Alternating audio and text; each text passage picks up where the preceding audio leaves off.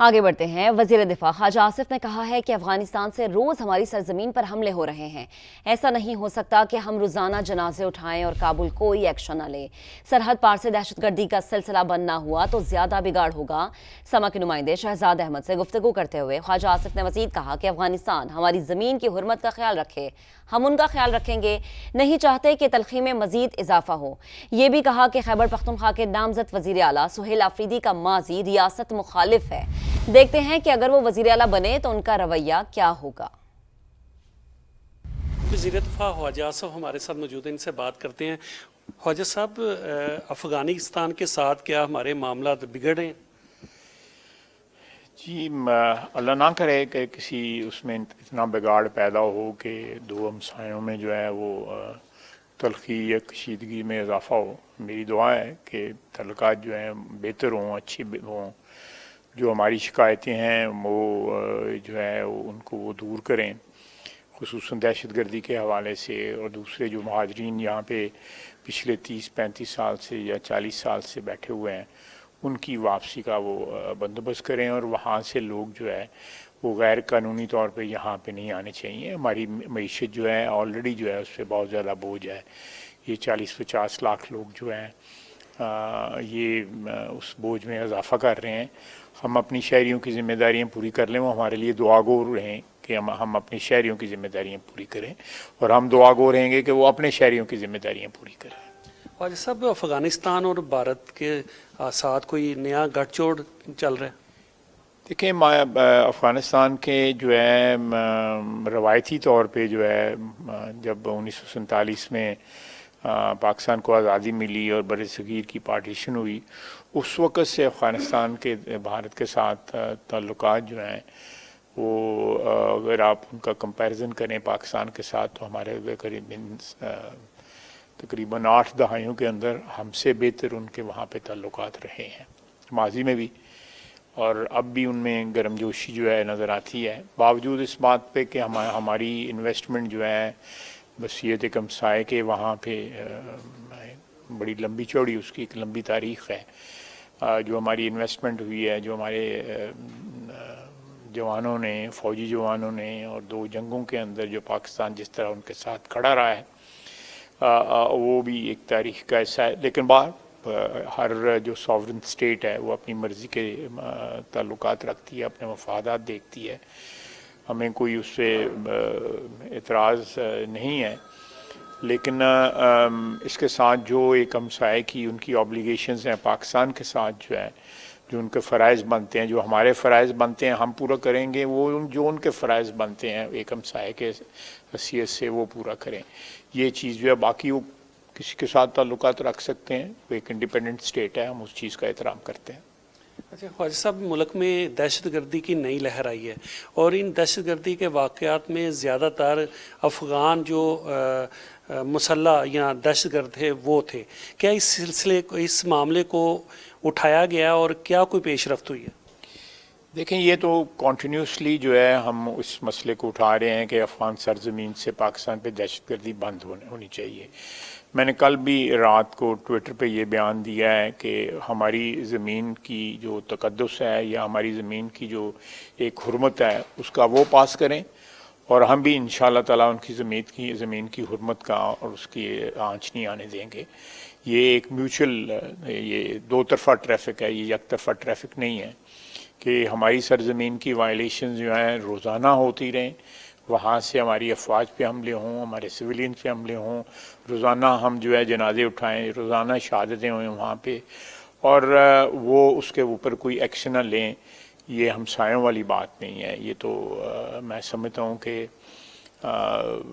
یہ چیز جو ہے اگر بند نہ ہوئی تو اس میں زیادہ بگاڑ پیدا ہوگا، جو ہماری قطعی طور پہ خواہش نہیں ہے۔ اچھا خواجہ صاحب، نئے وزیر اعلیٰ سے کوئی آپ کو امید وابستہ ہے؟ دیکھیں، میں جو ان کا جو ماضی ہے وہ تو آلموسٹ جو آپ کہہ سکتے ہیں کہ ایک اینٹی اسٹیٹ جو ہے، جو پالیسی حکومتوں کی رہی ہوئی ہے اس کے برعکس ہے، اور جو ان کی تقاریر ہیں، جو بیانات ہیں، لیٹس سی کہ جب وزیر اعلیٰ بنتے ہیں تو کیا ایٹیچیوڈ ان کا ہوتا ہے، پرو پاکستان ہوتا ہے یا کوئی تنگ نظری سے کام لیتے ہیں تو اس کا کیا پھر اسباب پیدا ہوں گے۔ اچھا خواجہ صاحب، غزہ میں معاہدہ طے پا گیا، یہ ایک اچھی بات ہے۔ اس پر دیکھیں، حماس اور اسرائیل کے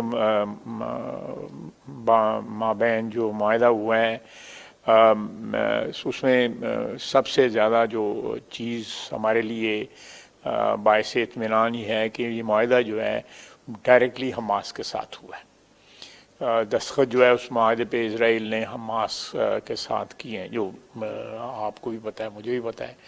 تو حماس جو ہے ایک لیگل اینٹیٹی کے طور کے اوپر فلسطینیوں کے ایک نمائندہ حیثیت سے اسٹیبلش ہوئی ہے اس معاہدے کے تحت۔ مجھے اس بات کی بڑی خوشی ہے، ذاتی طور پہ خوشی ہے کہ حماس، جس کو ایک ٹیررسٹ تنظیم کہا جاتا تھا، اور جس طرح انہوں نے 2 سال جو ہے اور مقابلہ کیا ہے جارحیت کا، ظلم کا، بربریت کا، جینوسائیڈ کا، قتل عام کا کیا ہے،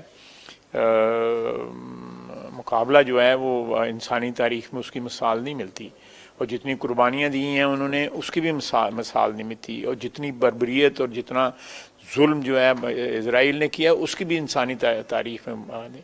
تو میں سلام کرتا ہوں غزہ کے مسلمانوں کو، غزہ کے باسیوں کو۔ انہوں نے ایک اعلیٰ اور عرفہ مقام اپنا بنا لیا انسانی تاریخ کے اندر، ظلم کی اور بربریت کے خلاف جو ہے سینہ سفر ہو کے۔ خواجہ صاحب، ٹی ایل پی نے احتجاج شروع کیا ہوا ہے، کیا ان کو اسلام آباد جانے کی اجازت دی جائے گی؟ نہیں، مجھے اس چیز پہ تو کوئی کمنٹ نہیں ہے، لیکن میں اتنا کروں گا کہ میں ایک گناہ گار شخص ہوں۔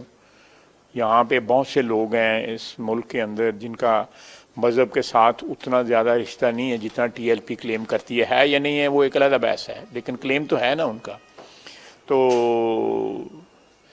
لبیک یا رسول اللہ صلی اللہ علیہ وسلم وہ کہتے ہیں، تو رسول اللہ صلی اللہ علیہ وسلم کی امت پہ جو غزہ میں وقت گزرا ہے، مجھے بتائیں کتنی مذہبی جماعتیں جو ہیں انہوں نے لبیک کہا ہے۔ بس اتنے ہی کہوں گا، اس سے زیادہ نہیں کہوں گا۔ تو آج یا کل کس چکر میں وہ باہر نکلے ہیں، کاش کہ وہ غزہ کے لیے بھی باہر نکلتے۔